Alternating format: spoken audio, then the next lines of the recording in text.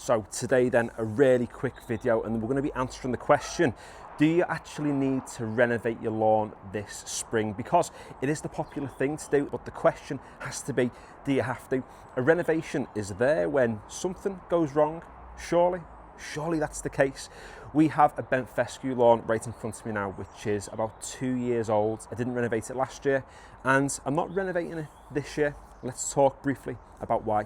The plants that make up this lawn are able to reproduce on their own. The fescues, the bent grasses. We are in late Feb, and I would say that the actual density of this lawn for that time of year is not too bad. Now, some people might be thinking, well, I've got a really boss lawn and it's much thicker than this.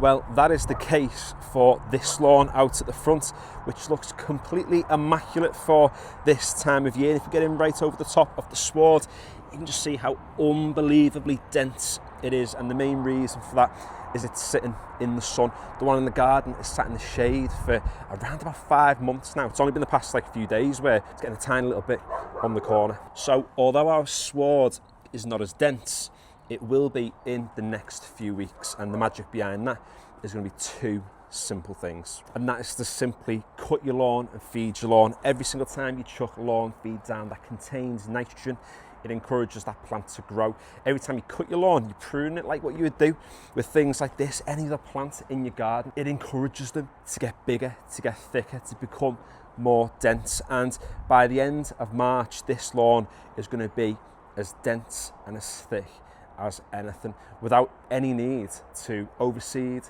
to renovate. I mean, if your lawn's really thin and you've got ryegrass and that's a grass type that's not going to thicken on its own, then you might need to renovate. But for me, the job this year is going to be relatively simple. So I will get out and cut the lawn, but the soil is quite soft at the moment. So instead, I'm going to lash some feed down. I've got some true grass in this, but really any feed with nitrogen in there is going to do a similar thing. But this is boss because it will feed the soil as well. Get that microbial activity all kicking off. Boss for the soil, boss for the plants. And I've gone with a higher application rate of 50 grams per square metre, because what I want this lawn to do is thicken up as quickly as possible. It's already looking decent, but this is going to make it look boss. Setting 5 for the hole, setting 3 for the speed. Let's get this stuff applied.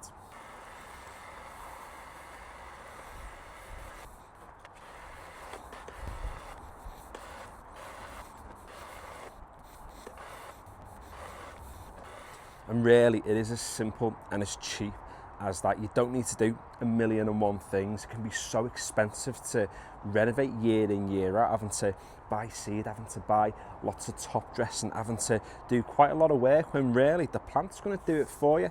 Now, this lawn isn't flawless, but for now we're going to leave it to let it do its thing and let nature take its course, because it's nature that's doing all the hard work. All we're doing by feeding it, all we're doing by cutting it, is giving it a little bit of a nudge in the right direction. This is going to be golf green standard within the next few months, because of how we're going to work with nature, not against it.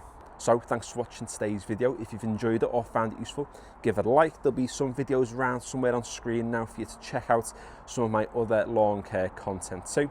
Subscribe if you haven't already, and finally, nice one for watching.